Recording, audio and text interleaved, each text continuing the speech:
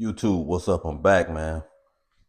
We're gonna start off with one of the two that I decided to kick off 26 with. I'm sure if you're looking at this, we all know what that case is. If you've been following me for any amount of time, you know I'm actually not a Glock fanboy.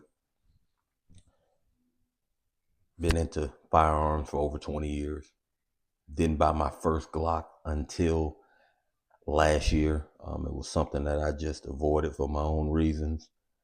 And that Glock 45 caught my attention. Bought it, enjoyed it, and kind of dove off the Glock cliff, as you would say. But I'm still not a Glock fanboy. I don't hate them, but it's not my preferred number one choice. I'm not that into it. We're not going to waste too much time. We're going to go ahead and get into it. You know what it is. If it's a Glock and it's me, 9 times out of 10, it's going to be the 45. So what we have here, the Gen 6 Glock 45. Got it today. You'll see my initial shots. If you watch the short, it's already up. If not, it'll be cut into this video at some point. So that's what it is, man. Gen 6 Glock 45. Chamber to 9mm, as we know. Typical Glock stuff in the box. You got your back straps. You got your Glock tool. You got 3 magazines, 3 17-round mags. You got the lock that nobody uses.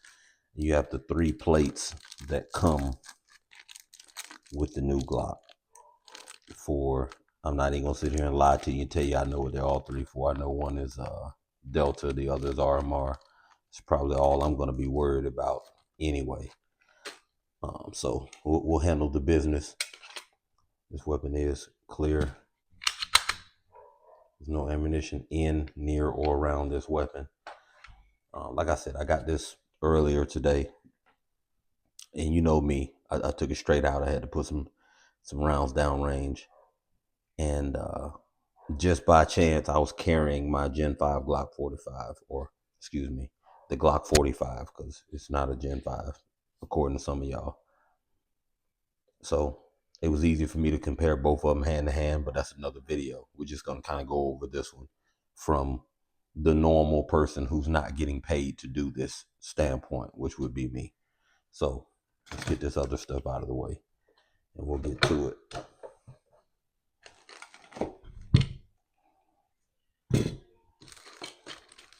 Just to start, y'all know I'm a texture guy. That is my thing. I am a texture guy.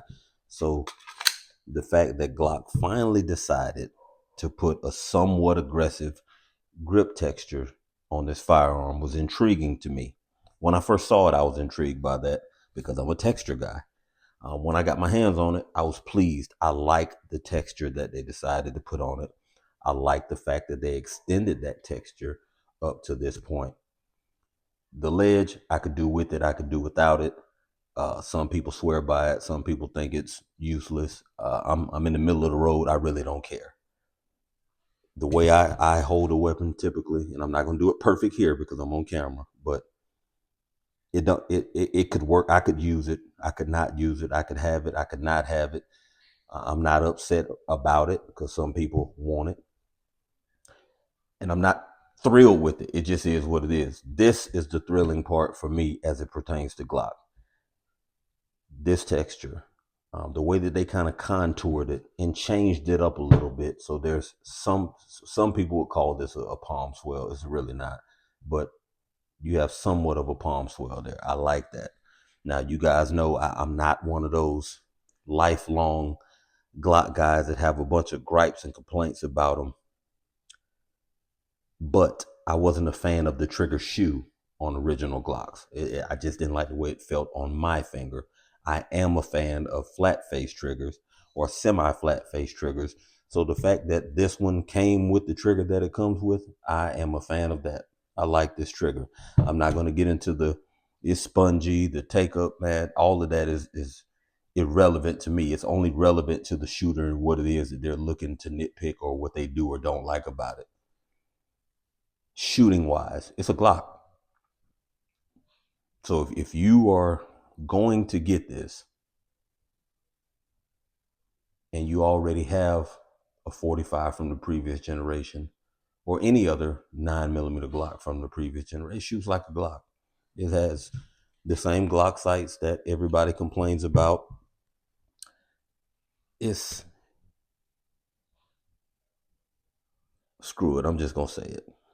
I am glad that Glock finally decided to make some changes, but I'm gonna be honest and tell you that the changes that Glock did decide to make, we still are 15 years behind what handguns have become and the options that are available on them. So I do applaud them for making the jump to try to address some of the issues, but we still got a long way to go. A lot of you guys wanted the modular system. Some guys love it, that idea. Some guys don't. I don't care. I buy a lot of guns. I like a lot of different guns. So I'm not going to get hung up on if it's modular or not. I'm not that kind of gun customizing guy that got to have all of that. But what I will say for you dedicated Glock guys, it's funny, it's comical to me, as I hear the complaints that are being said about this gun.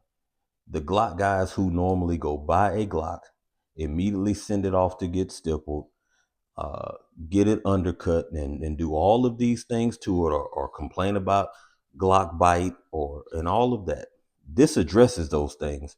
But those same people who do those things are mad that this addresses those things. They saved you some money. Now, some of y'all are going to still go stipple it because that's just what you do and you're going to justify it to yourself. But if you're the average working guy who just happens to want a Glock, have a Glock, or like Glocks, this one checks a lot of the boxes that the previous generations are said by some people to not have checked. So we did come forward in innovation. We just didn't come far enough. But hey, Glock's thing is people are going to buy what we put out, whether we change it a lot or not. And that's just the reality of it. Most of the people who have negative things to say about Glocks are the same people who have nothing but positive things to say about Glocks. And that shit is funny to me. You love something so much and you'll argue with a random person about it, but you complain about it.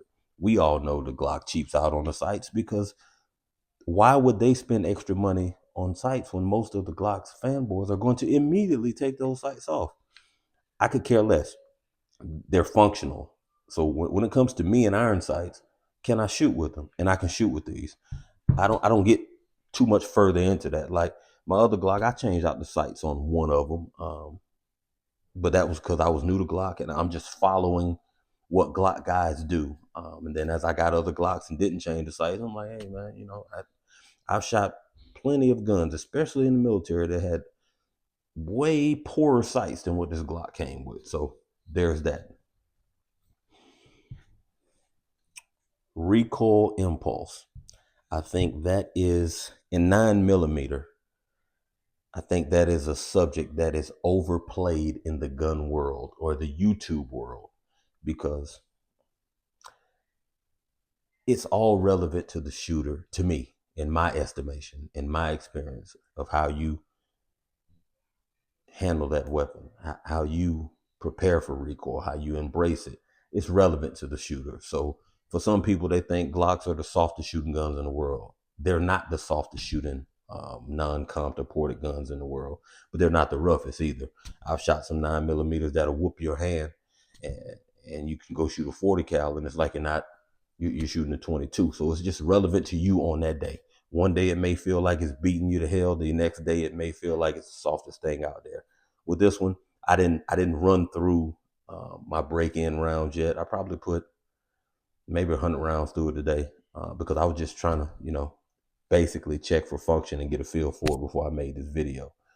That's why I haven't put a light on it or an optic or any of that. I haven't done anything to it. I shot it today just to say I shot it and document that I shot it and get a feel for it as is before I just immediately dive into doing stuff to it.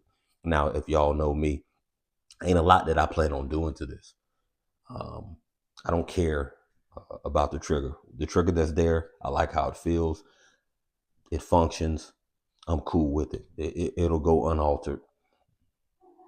I'm not going to send a gun out to get stippled. I'm not going to sit in here and smell burnt plastic all in my house or my garage and do it. We're going to put an optic on it, whichever one I choose. And I probably go through 3 or 4 until I find the one that I want. I'm going to put a TLR 7 on it. Y'all know that is my light of choice. Now, because I do these videos and I'm a working man with bills and obligations, I'm not spending $300, $300+ on a X300. So I have some here, like 2 or 3 that are knockoffs. We can go ahead and put that out there because I only use them for props on videos like this when people want to see how they look. So before you get in the comment one day when you see one of those on it, it's not something that I typically use. I run TLR 7Xs. That's what I run on the bulk of my weapons. I have some TLR 1s. But if you see me with the X300, you can bet your bottom dollar I didn't pay no $300 for it. It was about $20 off of one of those websites out there. That's not what I run, and that's not what I'm going to get into with the pistol. I could buy 2 of those lights, and I could have went and bought a whole nother Glock for that price. I ain't doing it. I ain't knocking nobody who does it. It just ain't my thing. So to keep this brief, Gen 6 Glock 45. If you got a previous generation, I don't think you need to run out and get it. If you're one of those people like me who buys things sometime and you end up having multiple of the same thing, then you'll go out and get it. I don't have I don't knock people who do it because I do it sometimes. I got too many dogs, I got too many cars, and I got too many guns. Those are my vices. But hey, we all got them. People talking about this undercut. They keep referencing this undercut like it's just fucking drastic and major change. It's a centimeter higher than the undercut on the previous one. These serrations are deeper here in the front on the slide than they were on the previous version. It does to me feel like this one is a little bit slimmer in my hand. It is noticeably lighter because I shot my original 45 and this one today. Same ammo, same load. It is lighter, loaded and unloaded. The beaver tail conversation, if it has it, it has it. If it doesn't, it does. If it does, it does. If it doesn't, it doesn't. I never had slide bite as an issue. This raised ledge that people talk about here, it was here before. Like I said, it's a minimal increase. Depending on how you hold the weapon, it may or may not still cause you not to have lockback. That is something a lot of us deal with because of the grip we choose to use. And I shot it some today and I had perfect lockback. I changed my grip, shot it some today, and I didn't have lockback. I don't get caught up in that. It functions. It didn't malfunction. Now I only put roughly 100 rounds through it, so we got a whole lot more to go before I can say, hey, this is reliable for me to carry. I know y'all believe in Glock to the point that you don't feel like you got to run those rounds through it to get your reliability, but y'all use that same theory with the V that they dropped on us in the middle of nowhere, and then I seen a bunch of y'all crying about all the malfunctions it was having. So I run through what I run through, different grains, different brands, see what I like. Overall, because I am not a Glock hater, but I'm also not a Glock cheerleader, I like the 45. I'm a fan of the Glock 45. I fell in love with my previous one that I still have and carry a lot. This one, I like how it feels better in my hand. I do enjoy the texture and how it feels in my hand. I do enjoy that semi flat face trigger. But as far as the shooting experience for me, as it sits today, they shoot relatively the same. That's where I'm at with it. I got it. We're gonna play with it. We're gonna throw my light on there. We're gonna throw my red dot on there, and I think I'm gonna run something a little different. I'm probably gonna run a Vortex Defender ST on there, just because I have one laying around, and y'all know I'm not an optic snob. I'll use whatever it is that catches my fancy that day. It may be a Viridian, it may be a Siley, it may be a Zulisi, it may be a Holosun, it may be Vortex, whatever it is that fits my fancy for the day, or that's the amount of cash I got in my pocket and that's what I want to buy. That's what I'm going to get. But I think we're going to run with that Vortex Defender ST on this one. We're going to see how that works out for us.